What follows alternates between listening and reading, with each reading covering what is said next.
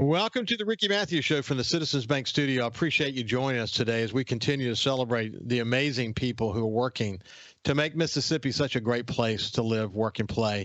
Hey, I don't have any big speeches to give today because there's a lot of cool stuff to talk about. I want to bring in my friend Judy Young, who's the Executive Director for Coastal Mississippi Tourism, and someone I really enjoy checking in with from time to time. So without any further ado, let me welcome Judy Young to the Ricky Matthews Show. Judy, how you doing? I'm doing great. It's a beautiful day in coastal Mississippi. It's going to be 70 something, and we got folks on the beach, and the beach chair companies are out there. I mean, for us, that's pretty much surf's up. Yeah, we're rolling. We're rolling.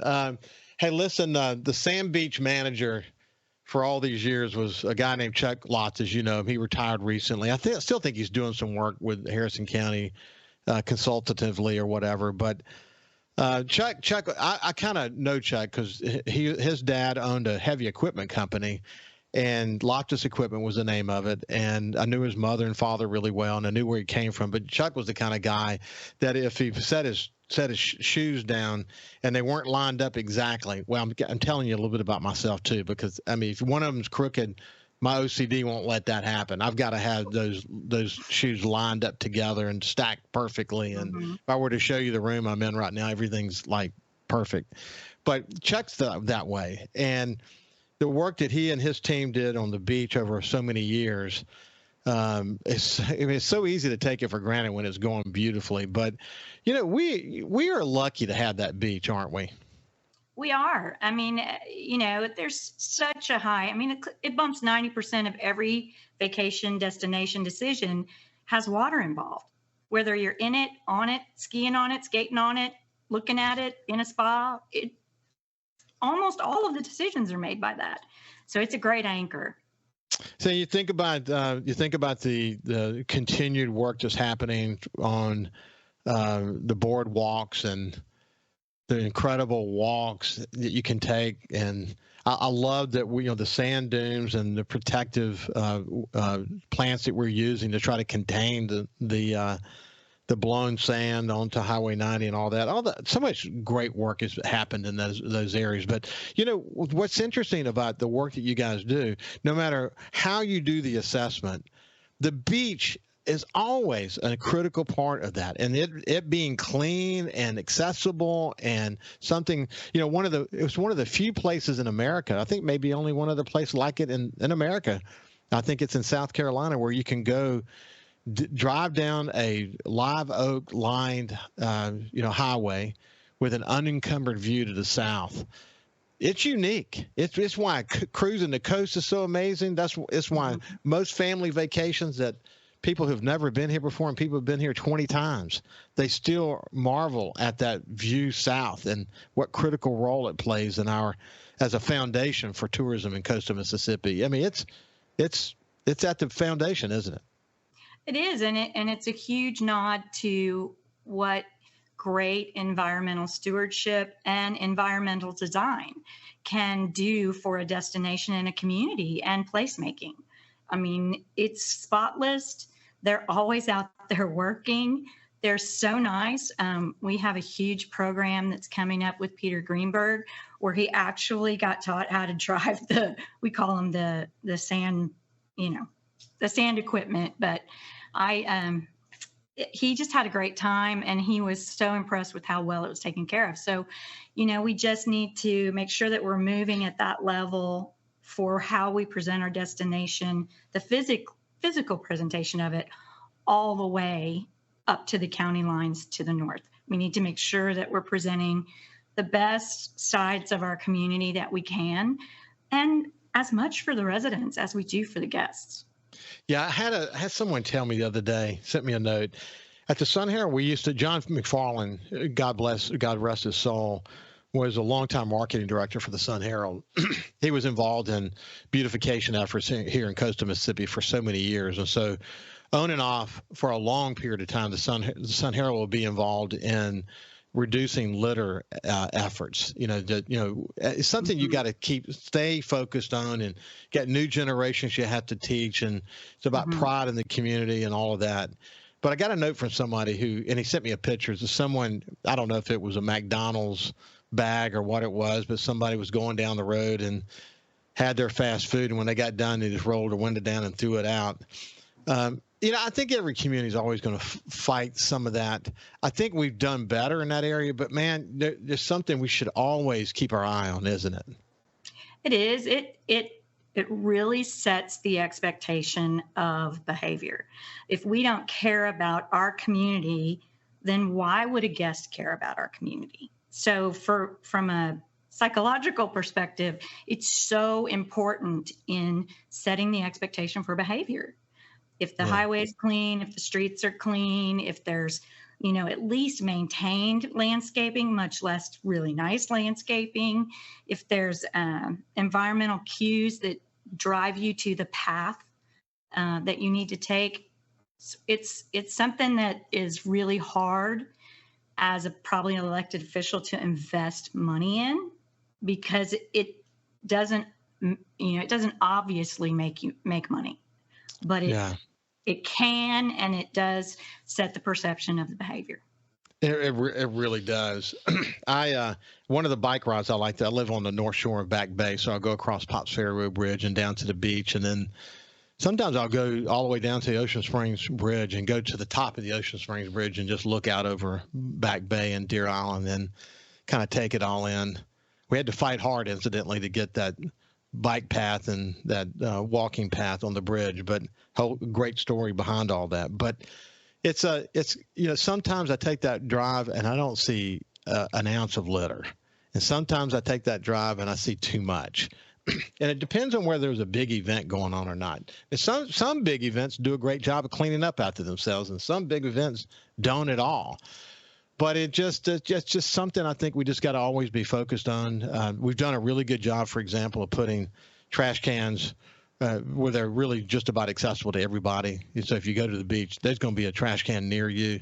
We're doing a good job of emptying those and trying to contain, the blowing trash and whatever.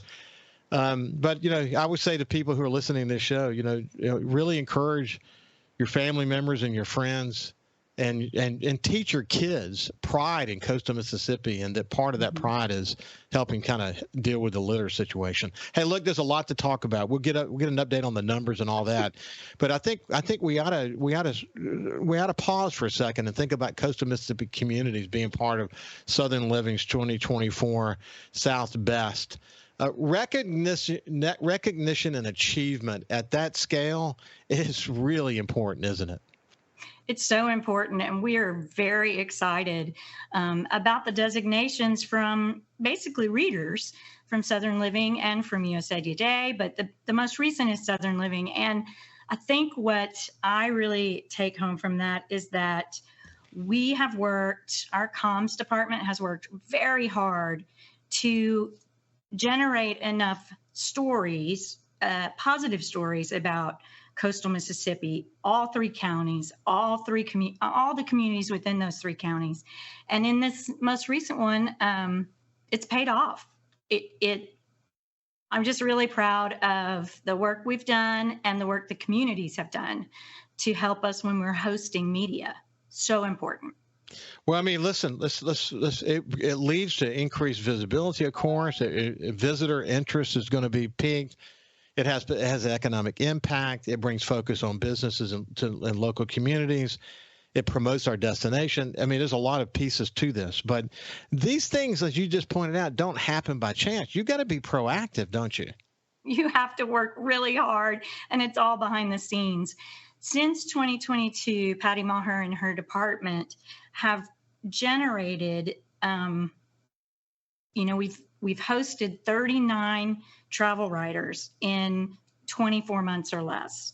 And within that, 5 of those were Southern Living writers. And those Southern Living writers that we hosted, they generated over 13 stories in 24 months. So we have worked really, really hard. And when we host media and bring them in, they're not just being toured around by our staff.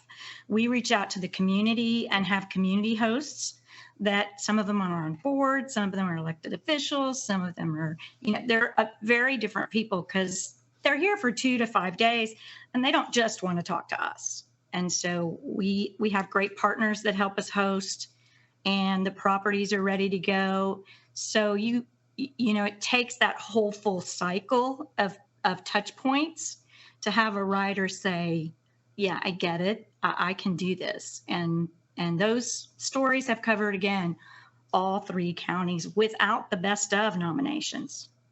Yeah. So huge. Yeah. 24 million subscribers each month for Southern Living, 14 million digital subscribers. We have to create as much positive media for our community as we can, because people forget when you Google what comes up. There's no doubt. Hey, listen, when we come back on the other side, we're going to talk about how you can't fake it either when you're dealing with something like Southern Living. These guys know what they're doing. They know what to look for. When we come back, we'll continue our conversation with Judy Young from coastal Mississippi. See you after this break.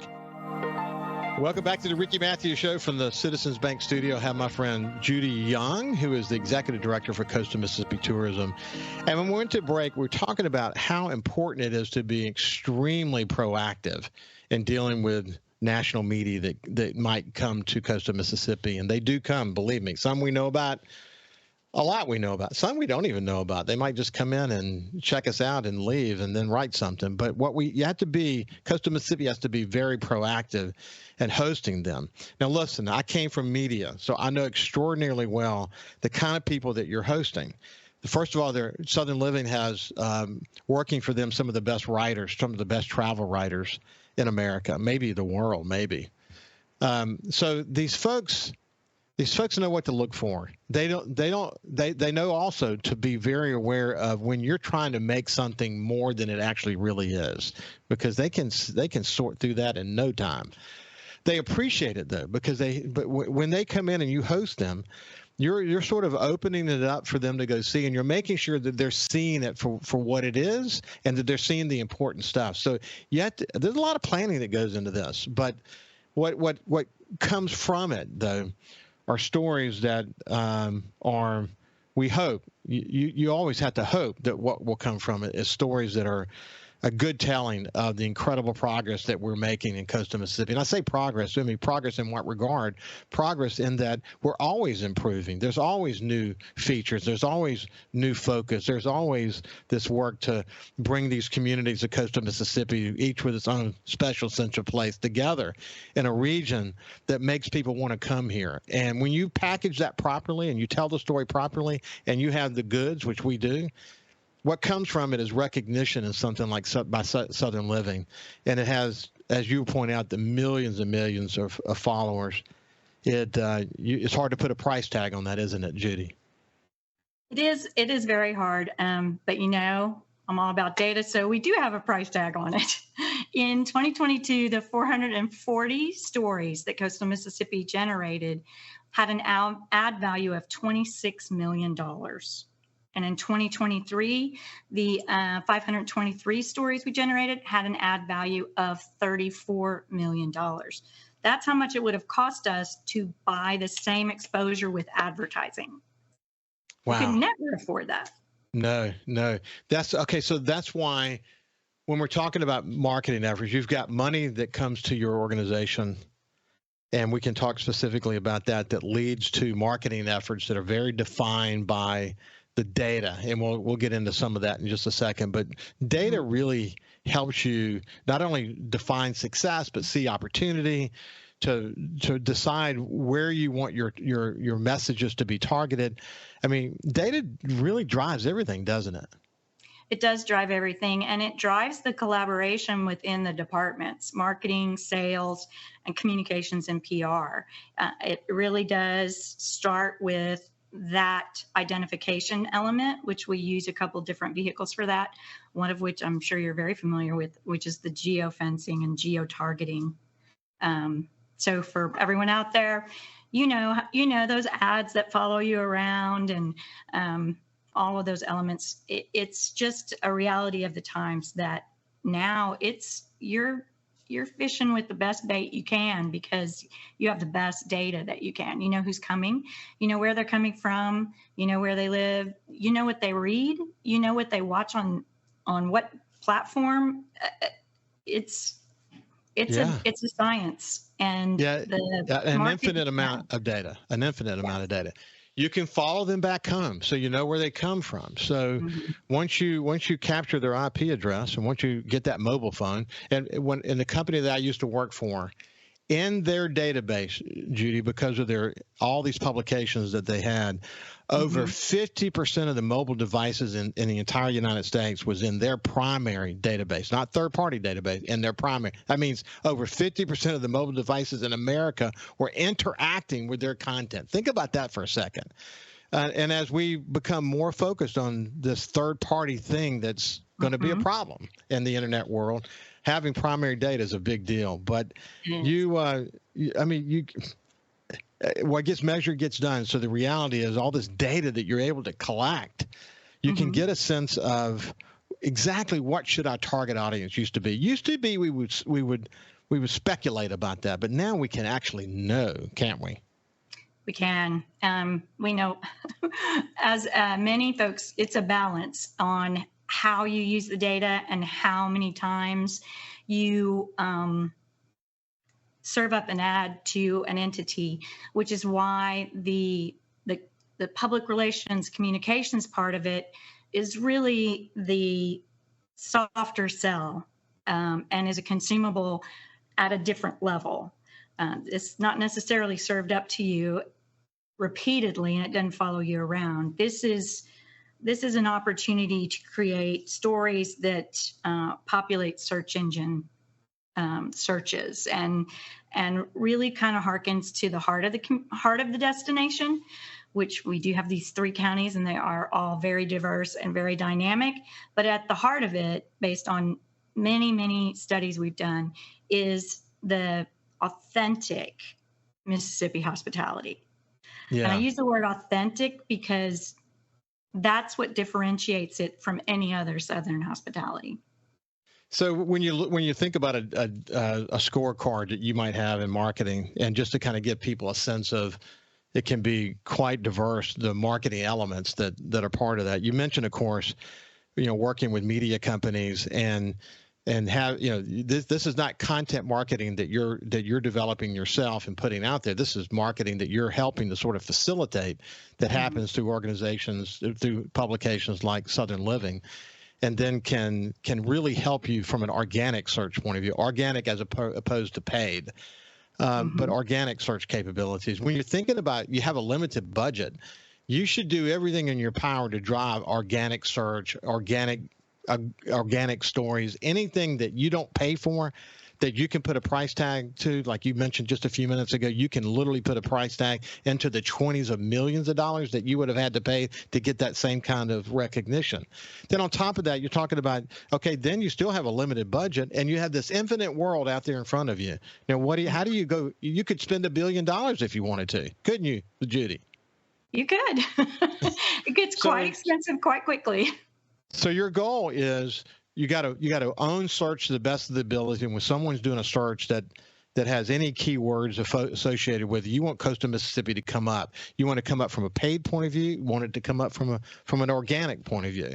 Then you have the ability to target consumers. So the more data you get, you can define who those consumers are better, and then you can target them. You can target them by preference, what they like to do. You can do it by when they travel. You can do it where they travel from. There's so many different ways to skin the cat, but because you have a limited budget, you have to refine what your target audience is going to be, so you can bring it within sort of the scope of what you can afford. And so Mhm. that's where the science comes, isn't it? It is, and Kendra does a great job, Kendra Simpson and her marketing department, of really aggregating all that data and then utilizing it for the paid advertising program. But it also tells us where we're going to do what we would call an activation event. So Atlanta Food and Wine, that's part of our marketing and communications and sales. We'll do an event with Atlanta Food and Wine. We'll have marketing that's paid.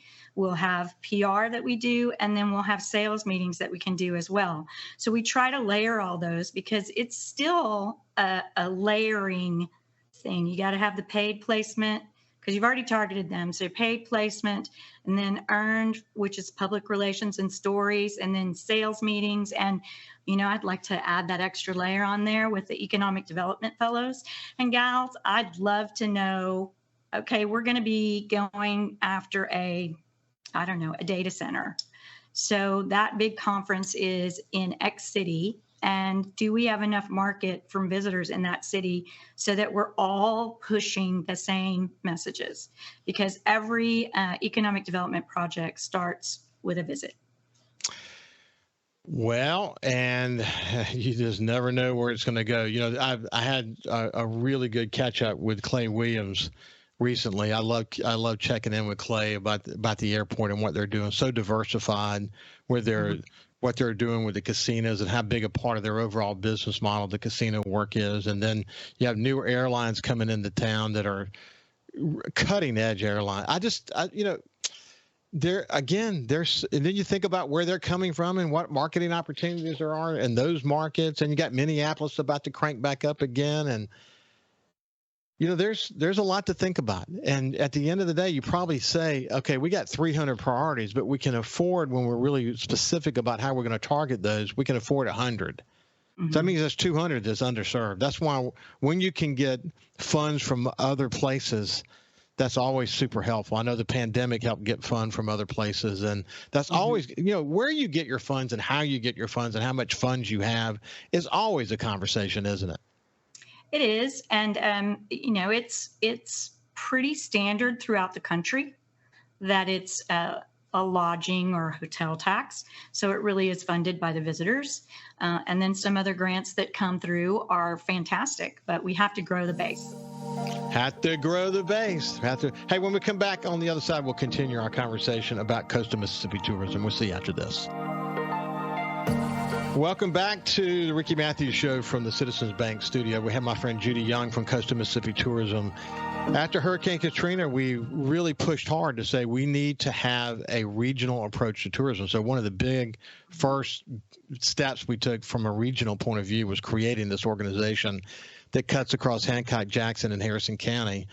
And they have a commission that are appointed by folks from each of those communities, and they are really focused on trying to expand the tourism market for coastal Mississippi. And my assessment is, and I told Judy before we talked, there's always going to be rocky roads with something you've never done before, and we might have had some moments along the way. But my assessment today, in talking with casino executives and people who in the attractions world, people who own hotels, et cetera, that coastal Mississippi tourism today is, you don't see a lot of noise around them. And the reason you don't is because Judy's doing a great job of leading, and you got a commission that's fully engaged, and they're not you don't see a lot of politicizing of things, which is, I think, is a testament to Judy that we are taking a data-based approach and we're communicating hard. There's a lot of communicating that needs to happen.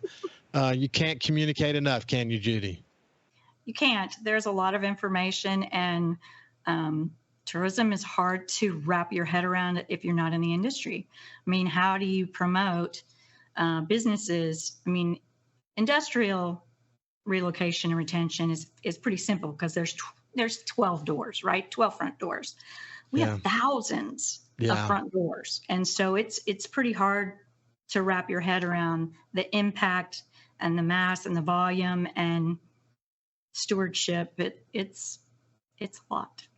Yeah, I know it is. Hey, while we're on break, you actually held up another story that hit today. Why don't you tell us about that? We're very excited. I say that a lot. This is a good thing. I need to get another word. I'm thrilled, overwhelmed. Today, Southern Living had the 18 best beach bars in the South by Tara McKay, and they featured Shaggy's, and the Shaggy's in all 3 counties. So that's outstanding. That makes 11 articles that those folks have produced that don't have to do with best of in 24 months. I'm so excited. It's a testament to the staff here and to our partners of doing a great job, presenting a great product, and making coastal Mississippi shine. Yeah. Hey, by the way, You and I had a long talk about this, and people can go do a search on this show and Judy Young and see our last conversation when we talked about the massive communication requirement that you have to be willing to do, because there are so many different political subdivisions, et cetera. But before we started the show, you mentioned the number of political officials inside the realm of responsibility that you have. How many did you find? It's about 113. Wow. Think about that, you guys. And that's just in the political realm. That's in elected officials. That's not counting, the Attractions Association and the Gaming Association and individual, it's a lot. There's a lot you got to do from a communication point of view to keep people aligned. But when you keep them aligned and you have a database or data focused effort like we talked about a few minutes ago, you can advance the ball. So Judy, when you're talking to some of your stakeholders about how coastal Mississippi is doing today, what does the data tell you? Well, the data tells us, as it did before the pandemic, that the full recovery and the consistency in all the departments, especially corporate travel and group travel and convention travel, really is going to coalesce in 2025. We've done well. We've done outstanding to maintain the huge market share that we earned when our elected officials decided we would be the first ones to open to guests. That just doesn't happen. When the rest of the country is opened, I mean, I was quite concerned that those numbers that we had attained would take a huge hit. And we've been at a flat or up 3.5% for the last 2 years. This year, again, it's going to be probably the same, flat to 3.5%. But we maintained a 55% jump in 1 year. Yeah. Wow. So it's absolutely tremendous.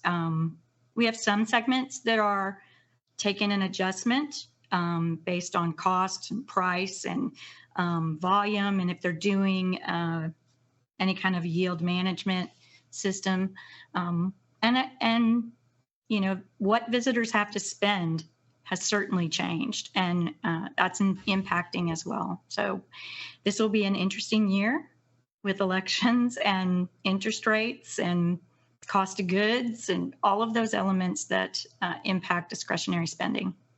So we'll put some meat on the bones to some of what you just said, but I'll start with this. My wife Ann and I went to see Kevin James recently at the Beau Rivage. And as we walked through the Beau, and I've been, having conversations with casino operators consistently, they've through the pandemic and through today, while their costs may be up and marketing costs may be up, and there's a lot of factors. Man, they have really held their own. I mean, when I walked through the Beau, this is extremely anecdotal, but it's fair to make this observation. I was blown away with the number of people inside that casino, eating in the restaurants, gaming, headed to this sold-out performance that Kevin James had. We were both just blown away with how many people were there from all over the place. It was truly remarkable. What's important about the story, it's easy, people have short memories. Machiavelli was banked on it, that people have short memories, but we can't let them have short memories about what happened in most when I say destinations, I'm not saying like a tier one like Las Vegas, but certainly we could compare ourselves to Las Vegas. The reality is that during the pandemic, most tourism markets had a really rough time. In coastal Mississippi, what we did is we focused on around 80% of the people who came here in their cars, so they felt safer in their cars. So there's a lot of marketing effort around that. The casinos were very, very strategic about how they were doing their marketing. And they were concerned, incidentally, because a lot of money was coming into the market. People were, a lot of money was landing in households, and what were they going to do with that money? And it would naturally, when you've got good marketing efforts ongoing and you've got money in the hands of people because of the pandemic, that suddenly you're going to have an influx of visitors in coastal Mississippi, or maybe you'd have an influx of visitors in any market. But that's not what happened in the other markets. The other markets were down considerably, the markets that we might compare ourselves to. Coastal Mississippi during that time really held itself held its own extraordinarily well. Then we worried, so comparatively speaking, we were outperforming a lot of markets.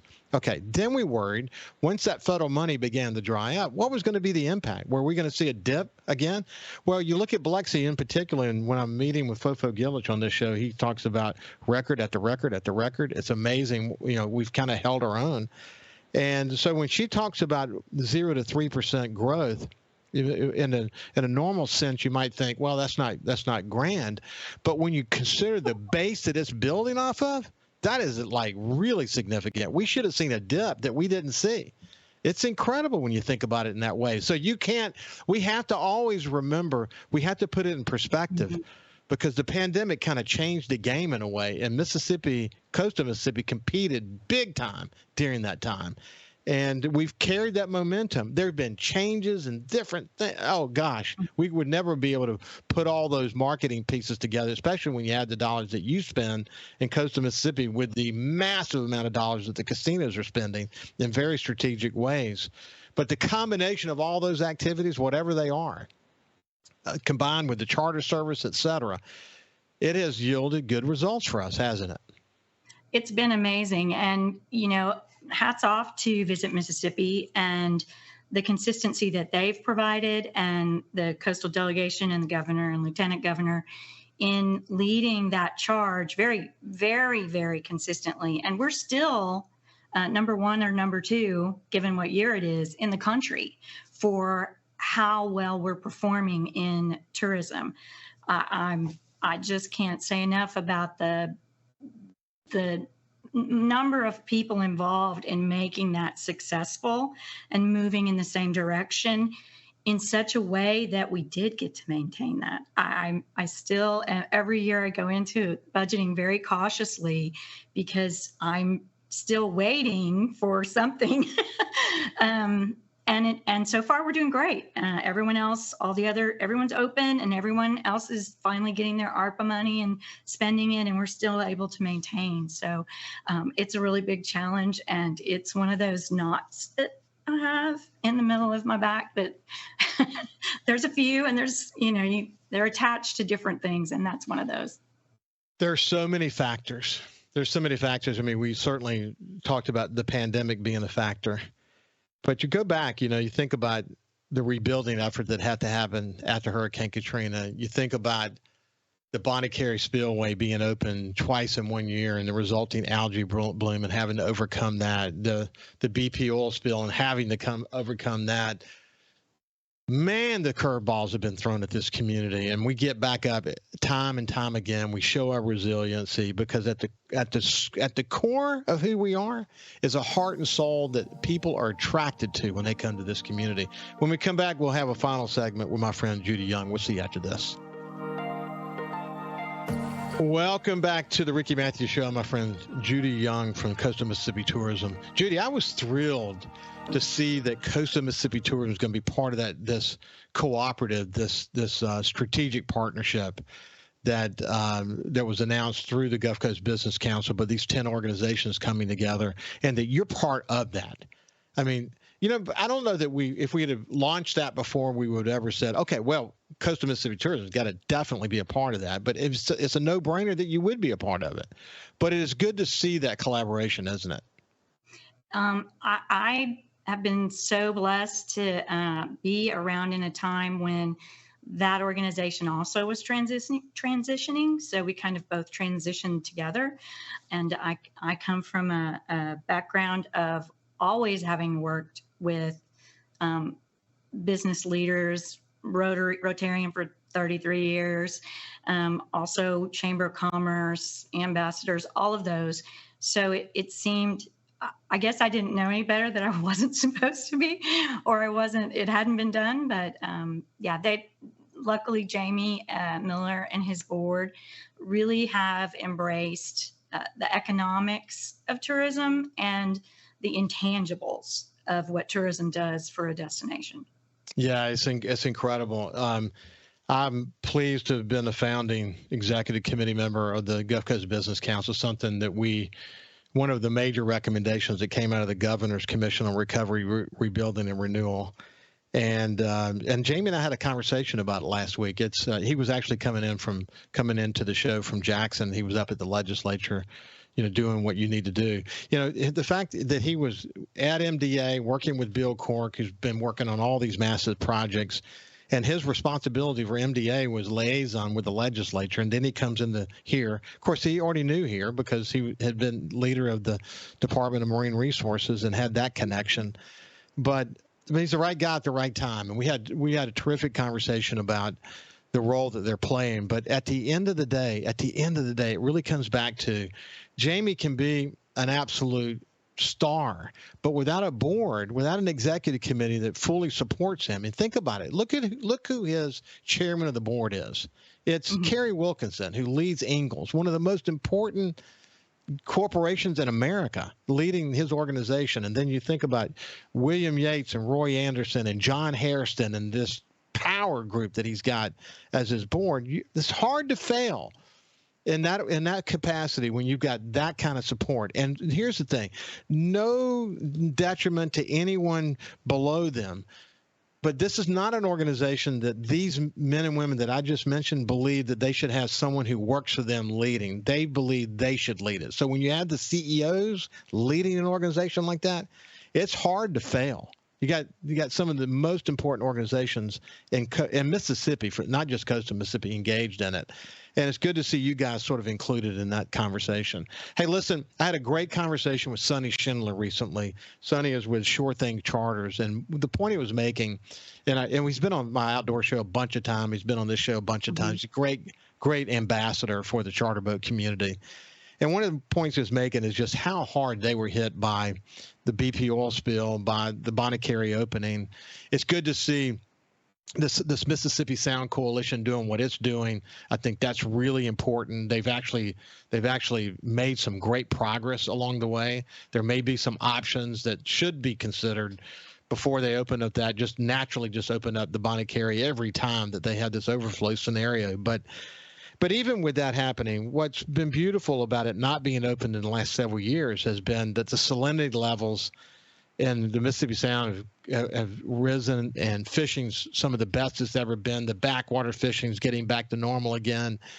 It's just awesome to see that in spite of all these challenges we face, from Katrina to the oil spill to the Bonnet Carré opening and the algae bloom, et cetera, that we live in a resilient place. The people are resilient. The environment is resilient. I mean, we can't take a bunch of blows, but we can take occasional blows, and we're going to come back. But one of the benefits to these numbers that you were just sharing since the pandemic is that we've been lucky. We haven't been hit by anything super significant, and let's hope it stays that way. I think you better knock on wood because you said it out loud. Yeah, I know. I know. Yeah, we have a lot of opportunity, and it's anchored in those we would say active citizenry, where I'm familiar with, and it's quintessential in having, the rising tide lifts all boats. Well, not if the captain's driving the other way and not doing what he's supposed to be doing. So everybody has to be kind of moving in the same direction. But we have some great opportunities for our stakeholders. We call them time and talent and opportunities that are available to them. So our PR department, comms, they can send out press releases, final press releases on their behalf, on any attraction and event's behalf, as it would appear to come from that attraction or entity themselves. We have those available to them. It has a database of journalists, publications. We do that Tuesday, Wednesday, Thursdays. You just email it to us, and then they can all load their own special events on the calendar, which is critical for marketing and promotions. Boy, I bet it is. My gosh.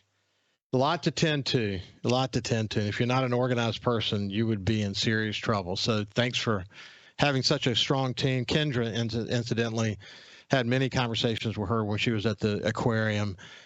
She's a star, and you're lucky to have her working with you. That's for sure. I know that for a fact. Anyway, listen, it's been a pleasure to spend some time with you. Thanks. I look forward to our next talk. You bet. This has been my friend Judy Young from Coastal Mississippi Tourism. Have a great day, and we'll see you tomorrow.